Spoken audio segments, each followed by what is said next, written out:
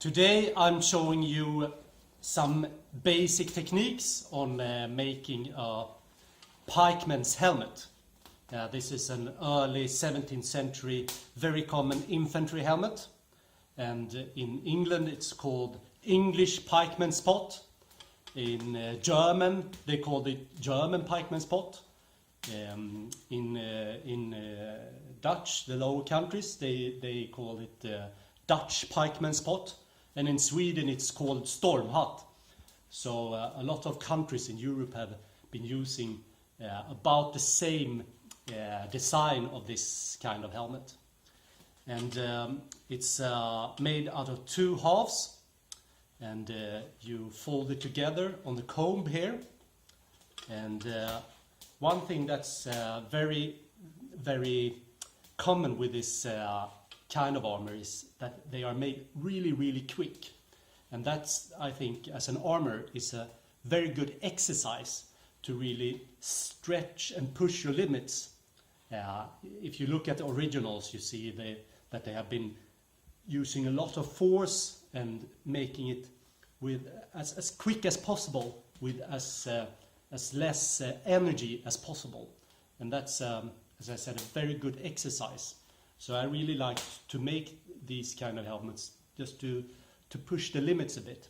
So I will show you the basic techniques of making this kind of helmet step by step. And and if you look at the originals as well, you can see that one of the biggest problems we have today is that we use very even material. So if you have 1.5 millimeters of metal, sheet metal, and if you don't stretch it and push it a lot, you feel that the material is too even. But when you heat it in the forge and you push it a lot, you get more historical feeling to the material as well. So I have 1.5 millimeter of mild steel, and it's just very roughly cut out like this.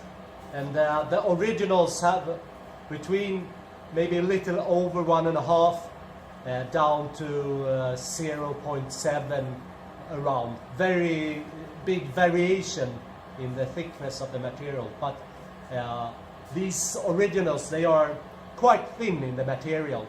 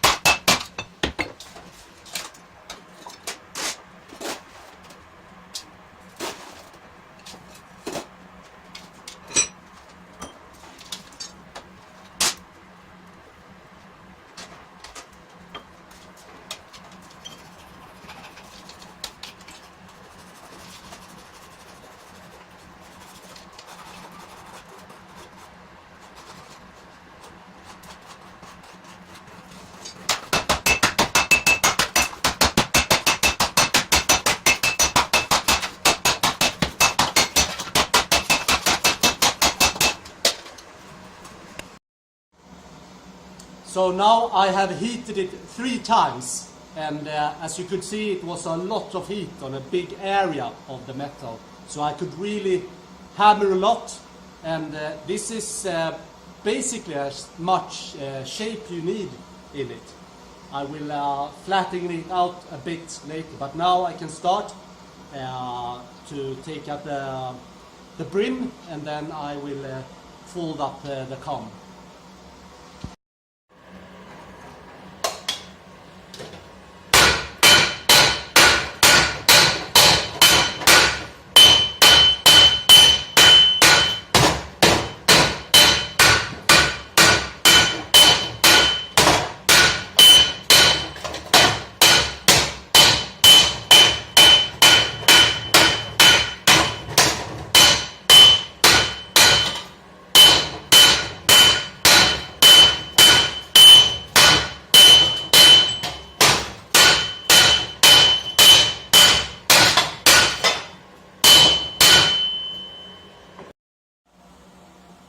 So now I've very roughly turned out the brim, and as you could see, I was really working the metal very hard, so I stretch it out.